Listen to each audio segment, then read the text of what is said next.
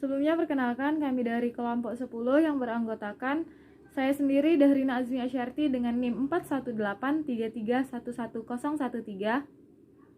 Baik, Assalamualaikum warahmatullahi wabarakatuh. Perkenalkan, nama saya Fitra Agung Fadilah, NIM saya 41833111058. Perkenalkan, nama saya Sarah Sirait dengan NIM 4183311019. Saya Jihan Anju Sonia Purba dengan NIM 41833111022. Perkenalkan, nama saya Maimunah Nazmi Hasibuan dengan NIM 41833111007. Nah, untuk kali ini kami akan membahas tentang materi terorisme dan narkoba.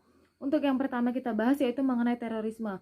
Di sini kami akan menjelaskan mengenai bagaimana definisi dari terorisme, apa ciri-ciri dari terorisme, bagaimana bentuk-bentuk dari terorisme, bagaimana sasarannya, dan yang terakhir adalah bagaimana pandangan Islam mengenai terorisme tersebut.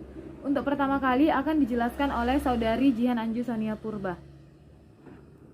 Ada beberapa pengertian terorisme menurut para ahli. Yang pertama yaitu menurut Slamet Subianto yang merupakan mantan staf Kepala Angkatan Laut, yang menyatakan bahwa tujuan terorisme adalah untuk memaksa penguasa memenuhi tuntutannya dengan cara yang tidak umum dengan dampak psikologis yang besar. Nah, setelah mengetahui definisi teror, kita akan membahas tentang apa itu teroris dan apa itu terorisme. Dalam terminologi sederhana, definisi teroris adalah satu atau lebih orang yang melakukan teror, sedangkan terorisme adalah suatu paham yang dianut seseorang atau lebih atau organisasi untuk menggunakan teror. Nah, sedangkan ahli kedua dinyatakan oleh Noam Chomsky saat mendefinisikan terorisme menuliskan, terorisme ialah penggunaan cara kekerasan yang ditargetkan kepada warga sivil dalam upaya guna mencapai tujuan baik politik, agama, atau semacamnya. Sebenarnya tidak ada definisi teroris dan terorisme resmi yang sama di seluruh dunia. Masing-masing negara dan institusi, baik itu institusi nasional maupun internasional, mempunyai definisi yang berbeda pula. Dan umumnya definisi mereka menjauh dari terminologi sederhana dan lebih ke politik.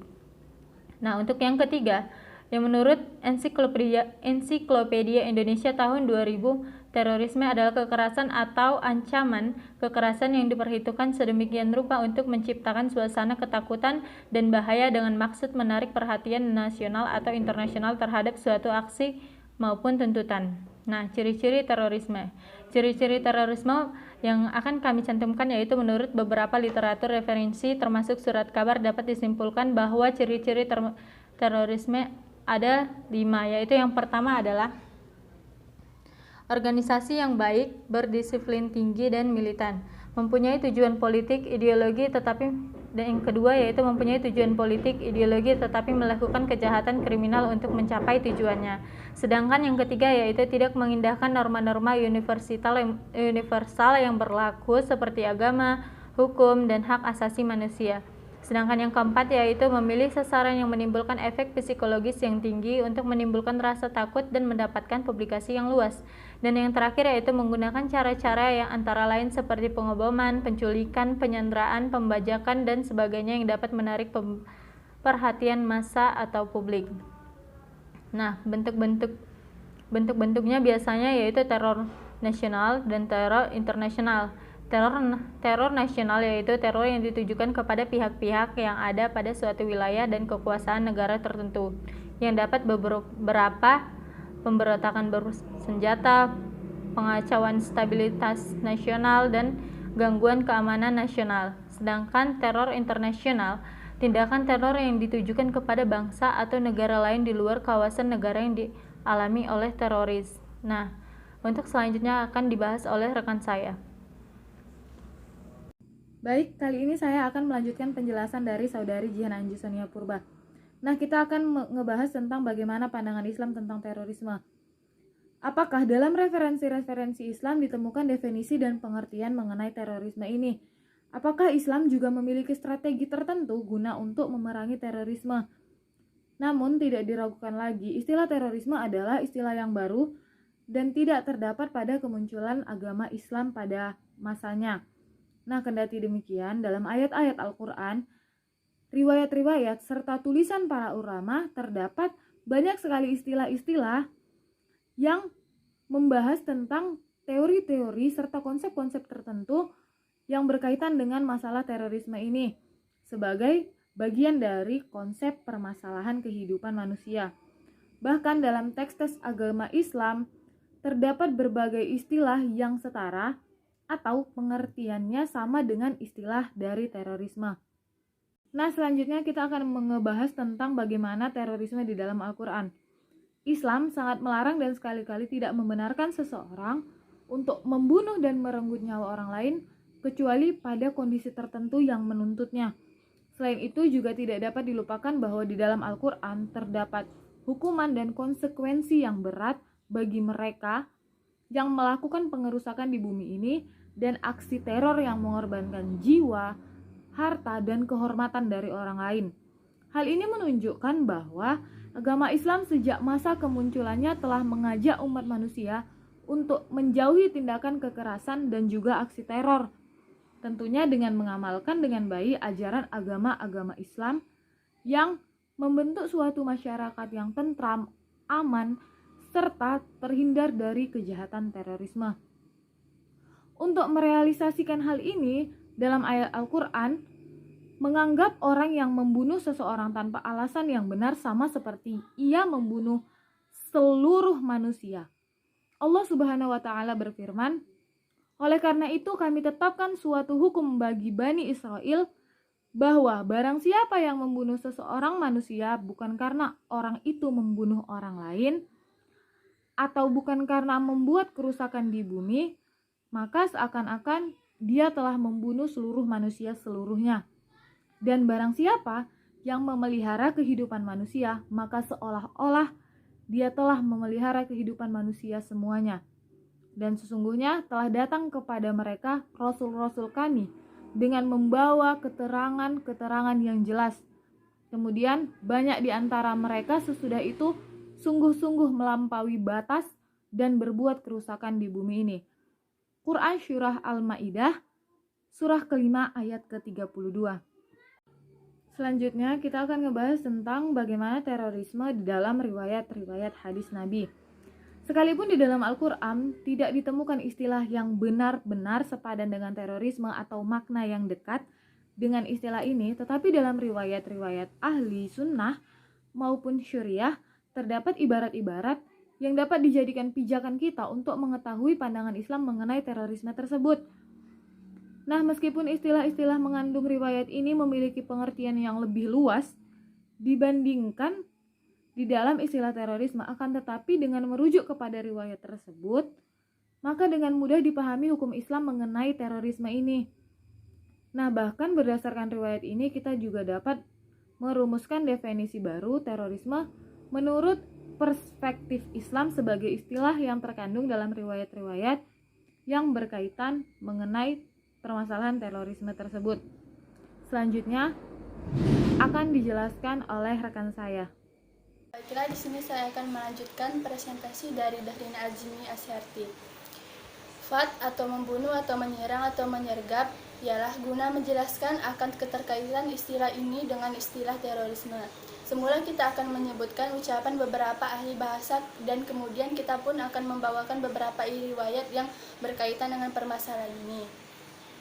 Gila atau ikhtial mengenai arti leksikal istilah ini dalam kamus Lisanul Arab dan Asaba disebutkan, gilah adalah gilah dengan kasrah pada huruf ghain ialah perbuatan di mana seseorang memperdayai seseorang lainnya dengan mengajaknya ke tempat tertentu dan sesampainya di tempat tersebut orang itu pun akan membunuhnya. Dalam kamus lain juga disebutkan gilah ini ialah menyerang dan membunuh seseorang saat orang tersebut sedang lalai.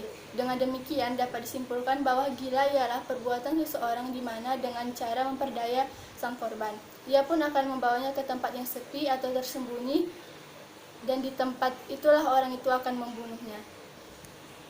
Setelah itu saya akan menjelaskan tentang pandangan ulama mengenai terorisme. teroris dalam pandangan ulama Ahlus Sunnah wal Jamaah, maka berikut ini Ahlus Sunnah wal Jamaah akan menunjukkan beberapa penyimpangan terorisme dari syariat Islam dan menjelaskan beberapa hukum jihad syar'i yang diselisih para teroris. Berdasarkan Al-Quran dan As-Sunnah serta keterangan para ulama Ahlus Sunnah wal Jamaah, para pengikut generasi salaf atau generasi sahabat Rasulullah Shallallahu Alaihi Wasallam. Pelanggaran hukum jihad yang dilakukan teroris.